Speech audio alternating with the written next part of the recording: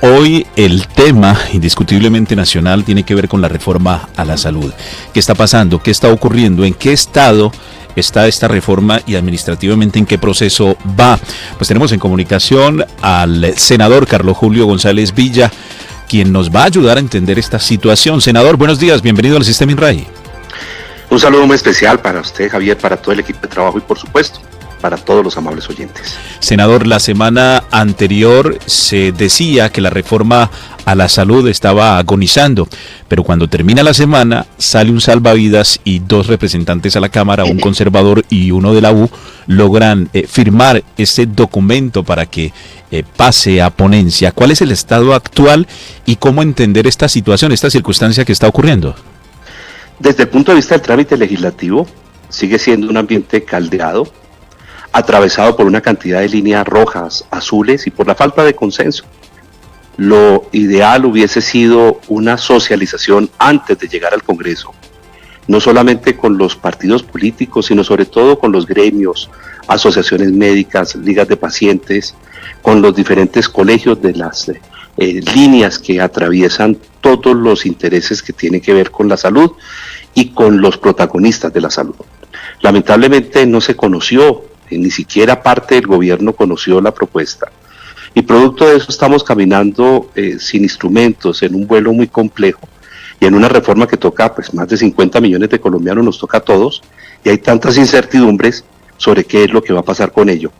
Efectivamente, 6 ponentes de 9 la firmaron el pasado viernes finalizando el día, pero también 2 de 2 partidos tienen la desautorización de sus partidos respectivos, así que una vez termine la Semana Santa, pues sabremos cuál va a ser el proceder de estos partidos, porque finalmente lo importante son los votos para que esta reforma pueda ser debidamente apoyada. Nosotros hemos establecido como partido en nuestro Cambio Radical también unas líneas en relación con ello, y más allá de todo hemos presentado nuestra propia reforma, un proyecto equilibrado, sostenible, en donde el centro es la atención al paciente, donde el foco está realmente en mejorar y prestar un mejor servicio de salud. Y obviamente compartimos algunos aspectos de la reforma que presenta el gobierno. Ahora los podremos observar.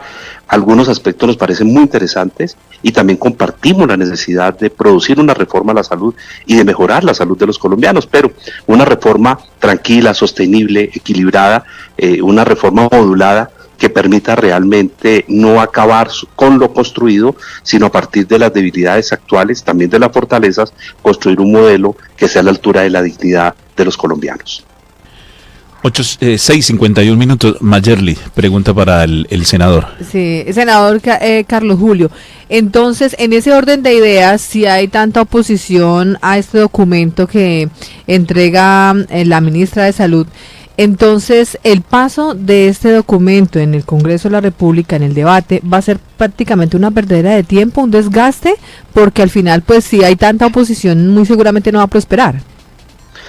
Es que incluso ya hay proyectos de ley de varios partidos que los han anunciado y otros ya los han radicado. Tendría que existir una acumulación y buscar el justo medio. Por ejemplo, parte de las grandes diferencias que tenemos es cómo se va a administrar y cómo se va a sostener y va a ser financiable el modelo presentado por el gobierno nacional. Vemos un modelo que migra a ser totalmente estatizado, o sea, totalmente estatal. Algunos tenemos dudas acerca de la versión antiguo Seguro Social, le llamamos Seguro Social 2.0, que ya demostró sus debilidades y se colapsó en su momento. Tenemos inmensas angustias en relación con, por ejemplo, quién va a financiar la mediana y la alta complejidad. Los CAPS, que los compartimos, o sea, compartimos la atención primaria en salud, pero los CAPS como modelo de funcionamiento, ¿qué tan resolutivos van a ser? O sea, vamos a llenar el país de puestos de salud. ¿Cómo se van a articular ellos con la mediana y la alta complejidad? ¿Cómo se van a integrar las redes? ¿Y cómo se van a financiar? Y sobre todo, ¿quién va a tener el control de riesgo financiero en salud y también el control del gasto en salud? Son temas de sostenibilidad. No hay ninguna claridad. En el proyecto de ley no se hace claridad del impacto. Hay un régimen de transición que por lo menos dura 10 años, por lo menos, tampoco está totalmente establecido, y tenemos dudas acerca del modelo que hoy tenemos con todas sus deficiencias, y sí, Hay que intervenir las EPS, hay que controlarlas y regularlas. Muchas de ellas han prestado un pésimo servicio y muchas de ellas han abusado. Algunos se han enriquecido a costa de la salud, pero no significa eso mandar al traste con todo el modelo y empezar a probar un modelo como el de Cuba o el de Venezuela, que también han demostrado serias debilidades. Senador, buenos días, le habla Miguel Ángel Sánchez Avilés. ¿Existiría un afanismo por parte del gobierno nacional de poder entrar a realizar todo ese tipo de cambios en la estructura que actualmente se conoce? Y lo digo porque hemos visto como uno a uno ha venido cayendo esa escala que han venido montando, y en salidas en falsos por parte de sus ministros que solo generan desinformación y malestar entre la sociedad. O sea, ¿hay un afanismo por poder protagonizar y cambiar esas estructuras? Sin duda alguna hay improvisación, sin duda alguna hay un afán que no merecemos como colombianos. Esa es una de las reformas estructurales más profundas que afectan sin duda alguna a toda la comunidad colombiana, a todos los ciudadanos colombianos. No es fácil establecer un modelo. Si uno ve comparaciones, por ejemplo, en el modelo y en el argumento del proyecto del gobierno, se cita como un país referente a Corea del Sur. Pues estuvimos revisando realmente cómo funciona el modelo de salud de Corea del Sur. Es un modelo en donde la unidad por capitación, aquí en Colombia la unidad por capitación fluctúa entre 1.289.000 y 1.418.000 por persona. Allá está en 1.669 euros, o sea, 8.645.000 pesos por persona. Y a pesar de ese valor, pues que es muchas veces superior al colombiano, siguen teniendo unas deficiencias y unas debilidades que lo señalan los mismos estudios que están estudiando la salud de los coreanos, por ejemplo, déficit de médicos, dificultades también de articulación, y siendo un buen modelo, no es el modelo ideal. Usted observa en Estados Unidos, observa en Inglaterra o Alemania, países que crearon modelos de salud, muchos de ellos son referentes mundiales y siguen siendo motivo de mejoras permanentemente y de angustias por parte de los ciudadanos. El famoso Obamacare, lo que sucedió en relación con la gran discusión presidencial en Estados Unidos en relación con el modelo de salud, fue el centro de discusión en su momento entre la reelección de la línea liberal de Obama y en su momento la elección del conservador Trump. Así que esta no es una discusión fácil, en todas partes existen dificultades. Aquí en Colombia parte de las dificultades es, por ejemplo, que hemos permitido la integración vertical. ¿Qué significa eso? Que las EPS a su vez son dueñas de clínicas y esa integración vertical ha sido corrupta, ha sido perversa, ha sido desequilibrante del sistema. Deberíamos prohibir, y es parte de lo que proponemos en nuestro proyecto, el de Cambio Radical, la integración vertical llevándola a cero, cada quien a lo suyo. El asegurador asegura y por supuesto el prestador presta los servicios. En segundo lugar, hemos tenido una superintendencia de salud que ha sido abusiva, ha sido negligente, ha sido mediocre, ineficaz, y ahí están los resultados en donde no han intervenido a tiempo, no han controlado el sistema y no han generado verdaderos procesos de acción en el momento oportuno cuando corresponde. Hemos tenido dificultades inmensas también en relación con la falta de control del sistema, desde la ADRES, que no ha cumplido sus funciones como debe ser, las funciones de control, supervisión, auditoría, flujo del gasto. Ahora, en este proyecto se requiere a la ADRES todo: afiliación, recaudo, agendamiento, auditoría, contratación, pago, etcétera.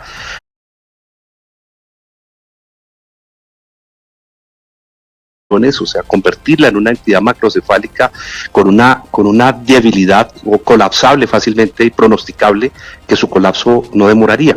Y también hemos tenido dificultades en relación, por ejemplo, con colocarle talanqueras a aquello que ya está identificado: compras públicas de medicamentos, nombramientos de gerentes por meritocracia a través de la función pública y a través del Servicio Nacional, la Comisión del Servicio Civil. Necesitamos, obviamente, más auditorías, y necesitamos que la ley se aplique, porque fácilmente lo que vemos es que no se aplicaron y que se desbordó porque se convirtió en una costumbre saquear la salud. Así que lo que hoy tenemos es un diagnóstico de habilidades y fortalezas, y lo más importante, lo que hoy tenemos es la necesidad de intervenirlo, sí, con más leyes, pero sobre todo con acciones concretas y puntuales sobre las debilidades del sistema. 6 de la mañana, 58 minutos. Estamos en diálogo con el senador huilense Carlos Julio González Villa. Senador, finalmente, en este tema de la reforma a la salud y de la salud que nosotros los colombianos recibimos, el presidente de la República, Gustavo Petro, aseguró que el sistema de salud colombiano está en el puesto 74. Hay una polémica que se ha generado dentro de un ranking de la revista SEO Mundo. Dice que el sistema de salud de Colombia está realmente en el puesto 35. De hecho, el presidente de la República borró el Twitter en donde había dicho que Colombia se encontraba en una mejor situación. Lo primero, le está pasando lo mismo al presidente Petro que le pasó en alguna oportunidad al presidente Uribe. Felices con ese Twitter. Alguien decía por ahí, por favor que alguien le quite el Twitter. Y claro, y lamentablemente se convierte en una muy mala herramienta de los mandatarios de estar respondiéndole a todo mundo. El Twitter, recordemos que se convirtió también en una caneca donde todo mundo lleva basura. Pero realmente, ¿cuál es la ubicación del servicio de salud que tenemos los colombianos en este ranking internacional? Senador, que usted pues es un hombre que conoce perfectamente el tema de la salud. Hay 3 rankings que son reconocidos mundialmente. Hay uno que es el de la Organización Mundial de la Salud.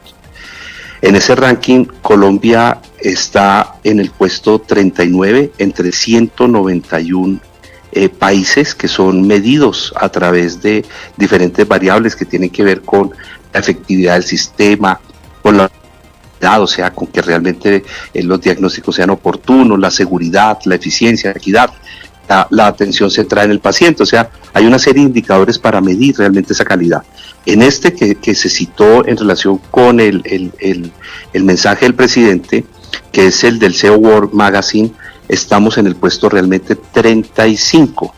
Y es un ranking que no es el ideal, pero estamos por encima de muchos países, porque cuando uno ve lo que sucede en Colombia, pues entiende que a pesar de las dificultades, hemos armado una red pública fuerte. Para el caso del departamento del Huila, y me precio en decirlo, como gobernador en su momento, y hay una política de continuidad de ello, logramos fortalecer los 4 hospitales públicos departamentales para ser realmente resolutivos, para que la mediana y la alta complejidad tuvieran una buena integración. Por eso colocamos resonancia nuclear magnética, tomografía computarizada axial en todos los hospitales, los cuidados intensivos ampliados, los cuidados intensivos neonatales y pediátricos.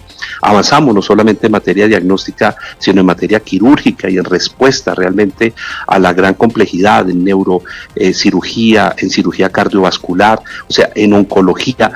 Recientemente ya se instaló en el hospital universitario el nuevo equipo que sin duda alguna responde a las necesidades del Huila y del sur colombiano. Así que hemos ido mejorando esa infraestructura, y cuando vemos también la infraestructura privada con sus debilidades, también es una infraestructura que cada vez más ha mejorado. Por eso, por ejemplo, en el departamento del Huila, durante la pandemia del COVID-19, no tuvimos que remitir ningún paciente huilense a ningún hospital del país, porque hubo la capacidad y se mejoró la resolutividad de atender todos los pacientes en nuestro departamento. Así que se ha ido mejorando, y esto es el país. La investigación médica también ha ido mejorando. Tenemos, sin duda alguna, mejorías significativas en materias, por ejemplo, como la oncología, en donde ya vemos una gran red que presta los servicios en el país, con sus deficiencias. Por ejemplo, la necesidad de mejorar tiempos de respuesta, que los call centers realmente asignen rápidamente la cita con especialistas. Necesitamos cada vez dar medicamentos de mejor calidad. Necesitamos humanizar el servicio de salud. Y, por supuesto, compartimos con el gobierno, necesitamos mejorar la atención primaria en salud. Prevenir siempre será menos costoso y menos doloroso. Prevenir siempre será algo. Me extraño, y se lo dije al director de planeación, y lo he dicho en todos los escenarios en donde he estado, en la revista Semana, que el capítulo de salud mental, con lo que debimos haber aprendido durante el COVID-19, no se convirtió en un capítulo especial y en un capítulo que tenga realmente el alcance que mereciéramos en materia de las grandes dificultades que tiene el pueblo colombiano en salud mental. Pero con todo y ello, es un modelo que básicamente hay que corregirlo, pero no destruirlo. Ese es el mensaje final, y eso significa tener en cuenta lo que tiene positivo y corregir lo que ya reconocemos en negativo. Yo comparto que a las EPS, insisto, hay que controlarlas, hay que regularlas, hay que supervisarlas y hay que tener sobre ellas una inspección, una vigilancia muy especial, pero eso no significa que el modelo se estatice y que pasemos, insisto, a un modelo muy similar al de Cuba o al de Venezuela, con todas las debilidades y ya con todos los aprendizajes que nos han enseñado. Doctor Carlos Julio, bueno, después de conocerse que fue firmada esta ponencia que contiene la reforma a la salud que propone el gobierno nacional, ¿qué se viene? ¿Qué podemos esperar los colombianos? Después de Semana Santa sabremos cuál es la posición final de los partidos que han descalificado o han desautorizado la firma por parte de sus parlamentarios en el Congreso de la República. Estamos hablando concretamente del Partido Conservador y del Partido de la U. Ya el Partido Liberal se apartó de la posición oficial y gubernamental, al no estar el Partido Liberal y no estar, si así lo deciden después de Semana Santa, el Partido de la U y el Partido Conservador, necesariamente tendría el gobierno que entrar a tramitar una reforma conciliada con los demás proyectos de ley que se han venido presentando. Entre otras cosas, nosotros venimos insistiendo que por la importancia de esta ley y el alcance que tiene y lo que reforma, debería ser una ley estatutaria y no una ley ordinaria. Por eso el proyecto nuestro, el de Cambio Radical, lo presentamos con el mensaje que fuese tramitado como ley estatutaria por la importancia que ello tiene. Ello aumenta además la necesidad de la votación porque también llama a una votación calificada. Esperamos que después de Semana Santa, durante esta semana de reflexión, como lo dije en la revista Semana y que ha sido un artículo muy comentado a nivel nacional, se entienda que si la reforma a la salud no sale bien, si no aprovechamos esta oportunidad histórica en donde muchos compartimos muchos de los elementos que se deben reformar, afinar, controlar y definir, si no sale bien, el costo es para todos los colombianos y la factura, sin duda alguna, será para los partidos políticos, porque en el largo plazo esto va a tener consecuencias muy graves, puesto que lo que toca ya es lo más sensible, lo más delicado y lo más inmediato,